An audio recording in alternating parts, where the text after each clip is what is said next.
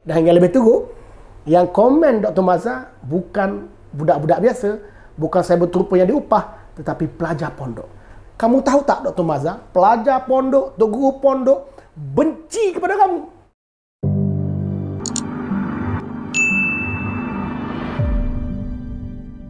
Assalamualaikum warahmatullahi wabarakatuh. Jadi, Amo nak ulas berkenaan dengan video yang telah dikeluarkan oleh Dr. Mazhar, isu LGBT dan adib di manakah keadilan untuk pentadbiran dan Menteri Agama yang lepas. Maknanya nak tanya lagi pentadbiran dan juga Pakatan Harapan.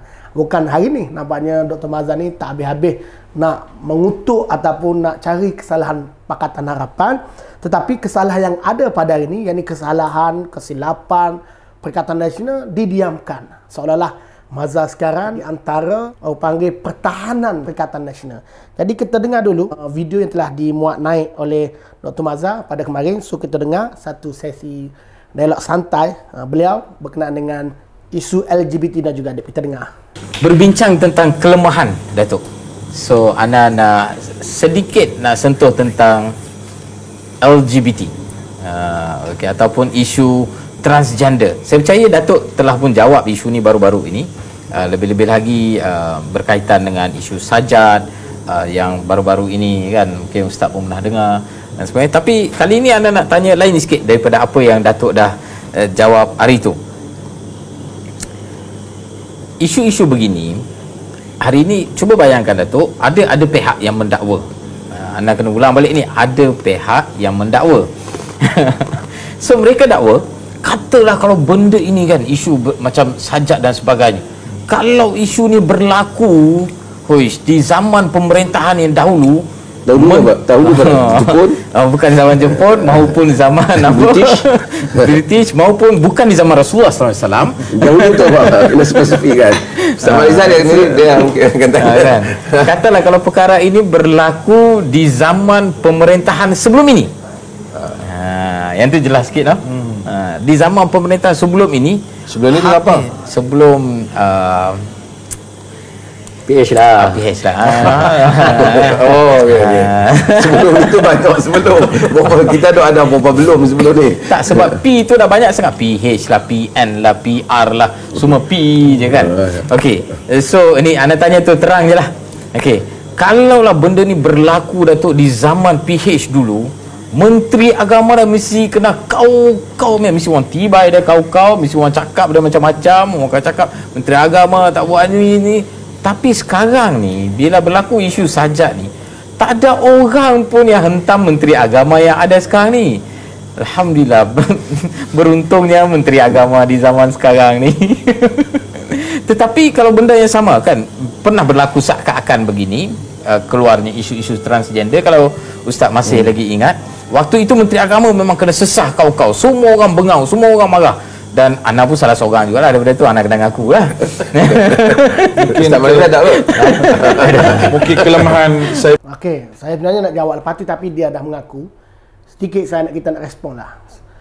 Dia kata kenapa kalau zaman ni orang tak serai lah Menteri Agama dulu kuat. Dan dia mengaku sebenarnya yang menyerang Menteri Agama satu ketika dulu, yakni ketika zaman Pakatan Harapan, mereka ni lah yang seduk bercakap sambil ketawa kah dengan seolah-olah mereka rasa bangga dapat jatuhkan kerajaan Pakatan Harapan dan digantikan dengan kerajaan Perikatan Nasional. Mereka ni lah yang menjadi dalang, yang menjadi ketua, yang menjadi batu api kepada rakyat, menyerang kerajaan Pakatan Harapan. Hari ini dengan ketawa kah seronok.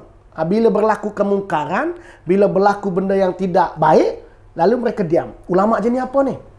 Apakah ulama' yang memilih-milih untuk menegur, ataupun mereka ni ada kepentingan lain menegur Pakatan Harapan dulu kerana sama ada dibayar ke ataupun sama ada macam-macam lah. Tetapi mereka dah mengaku mereka lah yang kuat menghentam Menteri Agama. Nah hari ni orang agama-agama ni rasa pelik. Mereka pelik kenapa tidak ada hentaman, kerana mereka yang hentam. Jenis ulama teropoh kayu betul lah demo ni. Okey, kita dengar lagi. Berterupa. Okey, lepas tu dia kena. Tapi sekarang ni bila berlaku isu sajak, tak ada orang sebenarnya salahkan Menteri Agama, malah orang semua salahkan sajak ataupun dia mungkin kelemahan sajak dan sebagainya. Apa pandangan Datuk tentang benda? Kenapa sebenarnya masyarakat mereka sendiri tak salahkan Menteri Agama, mereka lebih salahkan. Tapi kalau dulu orang bengang sangat dengan Menteri Agama dulu ke apa? Apa isu dia? Saya Jahat, betapa jahatnya ulama manusia yang bertopengkan pakaian agama ini, lalu mereka nak menimbulkan spekulasi seolah-olah rakyat dulu mentam menteri dulu kerana rakyat benci kepada menteri satu ketika dulu.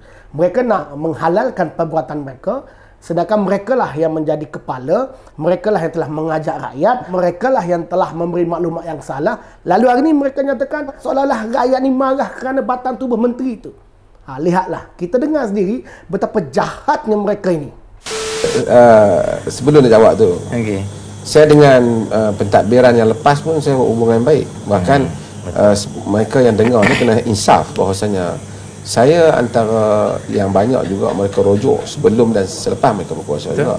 Sama ada mereka terima tak terima, tapi mereka selalu juga datang bertanya saya pendapat dan seumpamanya. Bukan saya bermula dengan bermusuh dengan mereka, tak. Actually saya boleh dikata kawan baik mereka juga kan. Dr. Mazhar beritahu kawan baik, inilah kawan yang makan kawan.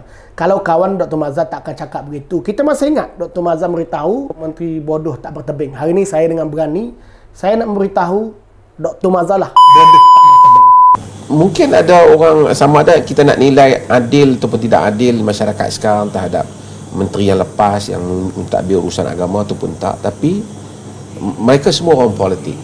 Politik saya orang disebut politics is all about perceptions. Politik ialah berhubung dengan persepsi. Seperti mana mereka menguasai politik dengan persepsi, walaupun mungkin ada facts, tapi persepsi memainkan peranan Yang penting, betul? yang peranan. Saya bukan nak benda dah berlalu, tapi kita boleh bincang lah, kita boleh remind lah diri kita bagaimana isu transgender dahulu pada beberapa tahun yang lepas. Kita ada transgender bagaimana cara kita deal dengan mereka. Maksud kerajaan pentadbiran yang lepas urus. Kita kalau kita pergi ke internet, kita masih lagi boleh melihat gambar menteri kita ketika itu dengan seorang transgender. Nama apa? Nisha Ayub. Nisha Ayub. Bahkan kita pernah lihat apabila perkataan yang refer pada dia itu guna she. Itu pun jadi persoalan, walaupun tak apalah. Okey. Kemudian juga ada isu dia orang ni boleh tak guna tandas perempuan. Betul. Datuk tengah mengingatkan kita kembali kepada bila you boleh guna tandas perempuan, artinya satu pengiktirafan yang besar bahawasanya you perempuan lah. Walaupun lepas pada tu ada yang minta maaf dan seumpamanya, tetapi semua ni membentuk persepsi. Bukan saya pun tidak tahu kerana kerajaan hari ini yang ada ni pun belum cukup diuji kerana dia kerajaan masa musim Covid. Bila Covid habis ni baru kita nak tengok sejauh mana dia mampu berfungsi ataupun tidak, dan kita bersedia untuk mengkritik sesiapa saja. Tak kerana kerajaan, saya bukan semua tahu saya dengan Perdana Menteri yang lepas pun baik kan, hubungan yang baik, tapi saya ketik juga walaupun dia kata saya katakan dia, tapi saya ketik itu bukan soal saya tidak. Ada orang kata mufti tak berani kritik kerana menjaga kedudukan mufti tak ada kaitan kerajaan pusat. Mufti ni dilantik oleh dulu Yang Maha Mulia Raja Pemerintah Perlis. Dia berkenan dia lantik, tak berkenan dia tak lantik, tak ada kaitan dengan kerajaan pusat. Dan saya telah pada kerajaan yang lepas yang kuat, masa kerajaan BN pun saya kritik, padahal kalau nak takut zaman tu dah. Bukan takut zaman ni kerajaan bukan kuat.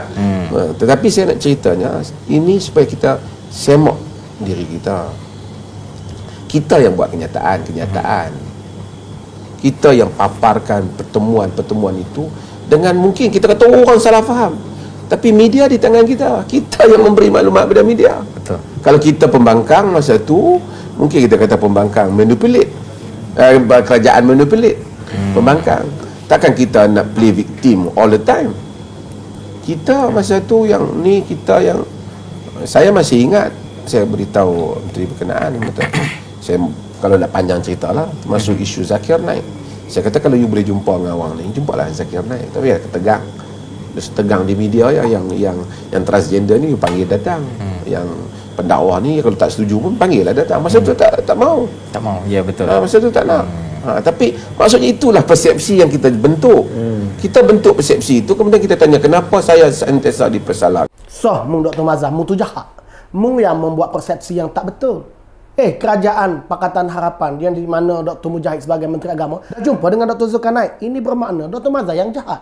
Dan kononnya mengatakan bahawa kerajaan Pakatan Harapan ataupun Menteri Agama mengiktiraf LGBT ataupun mengiktiraf transgender. Adakah hari ini kalau kita tengok ada LGBT, ada transgender yang keluar semalam, seorang transgender pakai pakaian tak senonoh. Adakah kita nak beritahu Perikatan Nasional juga mengiktiraf transgender? Dan banyak lagi berlaku hari ini. Adakah kita nak katakan bahawa kerajaan mengiktiraf? Seperti mana yang berlaku scheme of thing. Adakah Dr. Mazhar tidak ada masalah dengan scheme of thing? Adakah Dr. Mazhar mengiktiraf bahawa kerajaan tidak perlu kepada sesi parlimen? Beliau lah yang telah membuat provokasi. Nah, hari ini beliau tertanya-tanya kenapa tidak ada lagi serangan kepada Menteri Agama. Kerana yang membuat serangan ini adalah kumpulan kamu. Nah, hari ini kamu masih nak fitnah, menyatakan kononnya Menteri tak jumpa dengan Dr. Zakir Naik. Jahatnya kamu. Kamu memanglah ulama yang jahat. Mungkin kerana itu kumpulan pondok-pondok tak setuju dengan kamu. Saya dulu tak faham kenapa pelajar-pelajar pondok, tok guru pondok tak suka dengan Dr. Mazhar. Hari ini saya fahamlah kenapa orang-orang pondok tak suka dengan Dr. Mazhar. Pertama, Dr. Mazhar angkuh dengan ilmunya. Yang kedua, Dr. Mazhar seolah-olah memperlihatkan dia ni tidak berbohong, tidak menipu, tidak fitnah, sedangkan semua itu ada pada dirinya. Dr. Mazhar juga suka merendah-rendahkan orang, suka memburukkan orang, padahal dia sendiri pun bukannya baik sangat. Dr. Mazhar pernah menyatakan bahawa kerajaan Pakatan Harapan ni teruk kerana komen di Facebook.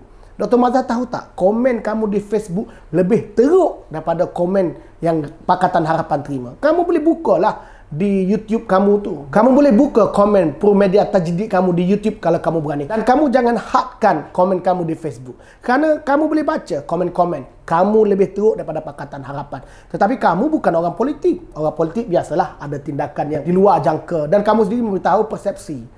Orang politik gagal mengurungkan persepsi kerana orang politik kena buat keputusan-keputusan yang besar. Tetapi kamu bukan orang politik. Kamu orang agama. Bagaimana kamu orang agama dibenci oleh rakyat? Kamu bukan orang politik pun dibenci oleh rakyat. Bahkan kamu dibenci tok guru pondok. Dulu saya tak faham, hari ini saya fahamlah kenapa tok guru pondok membenci Dr. Mazhar apabila sehingga kali ini tak insaf menyebarkan fitnah di ruang terbuka secara live dan kamu upload pula di Facebook kamu. Kamu bukan saja tak malu, kamu berbangga dapat fitnah. Kamu berbangga, kamu bising dulu. Hari ini kamu dapat lihatlah bagaimana diri kamu sendiri. Kamu cakap orang itu buruk, orang ni tak pandai urus persepsi. Kamu bagaimana, Dr. Mazhar? Kamu tanya diri kamu kepada pelajar pondok. Saya cabar kamu, Dr. Mazhar, kamu pergi buat program di sekolah pondok. Kamu jumpa dengan tok guru pondok. Adakah persepsi kamu di kalangan pelajar pondok baik? Kamu tahu tak, Dr. Mazhar? Pelajar pondok, tok guru pondok benci kepada kamu. Dulu saya tak faham, hari ini saya fahamlah kenapa pelajar pondok, tok guru pondok benci kepada Dr. Mazhar. Kerana Dr. Mazhar memang tidak adil. Kerana Dr. Mazhar sendiri penuh dengan dusta, penuh dengan percakap fitnah dan adu domba.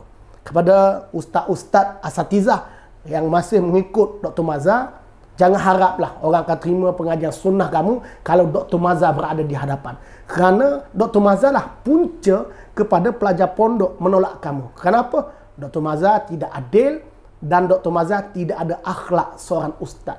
Beliau hanya sombong dengan ilmunya tetapi akhlaknya memang sangat buruk. Patutlah Tok Guru Aziz pernah kata macam-macam kat Dr. Mazhar. Memang perangai Dr. Mazhar ni memang tak berakhlak. Nah, hari ini dibuktikan, dulu saya masih tercari-cari.